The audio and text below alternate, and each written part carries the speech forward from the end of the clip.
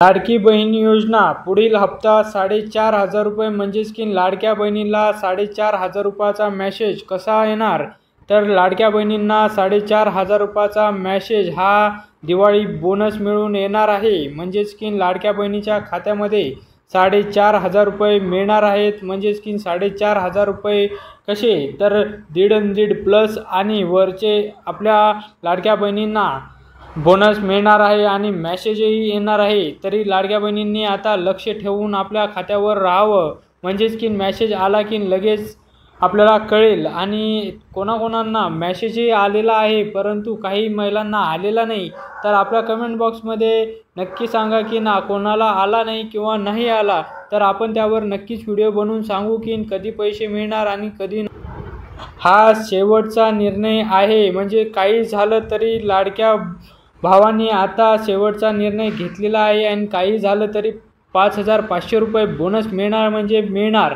म्हणजेच की 5,500 रुपये कसे मिळणार हे एकनाथ शिंदे साहेबांनी सांगितलेलं आहे आणि एकनाथ शिंदे साहेबांवर सगळ्या लाडक्या बहिणींचा विश्वास, म्हणजेच की आपले लाडके भाऊ असे म्हणून ओळखले जाणारे एकनाथ शिंदे साहेब 5,500 रुपये आपल्या लाडक्या बहिणींना लवकरच जमा करून देणार आहेत आणि लाडक्या बहिणींच्या खात्यावर क्रेडिट झालेला मेसेजही लवकरच येणार आहे। लाडकी बहीण योजना 11वा हप्ता जमा म्हणजेच की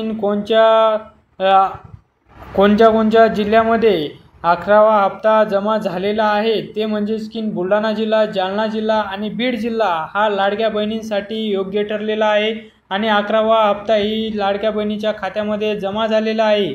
म्हणजेच की लाडक्या बहिणीच्या खात्यामध्ये बोनसही मिळाले आणि सगळे पैसे टोटलही मिळाले। मोठा निर्णय भाऊबीजे आधी लाडक्या बहिणीच्या खात्यामध्ये मोठी भेट या महिलांना सोडून मिळणार आहे। म्हणजेच की कोणत्या महिलांना पैसे मिळणार आहेत आणि कोणत्या महिलांना भाऊबीजेचे पैसे आपल्या खात्यामध्ये भेटवस्तू म्हणून मिळणार आहेत। तर लाडक्या बहिणींच्या काही केवायसी झालेल्या नाहीत, त्यामुळे लाडक्या भावांनी ते पैसे नंतर देण्याचा निर्देश घेतलेला आहे। परंतु 90% लाडक्या बहिणीचे पैसे हे एकनाथ शिंदे साहेबांनी लास्टचा निर्णय घेतला आहे आणि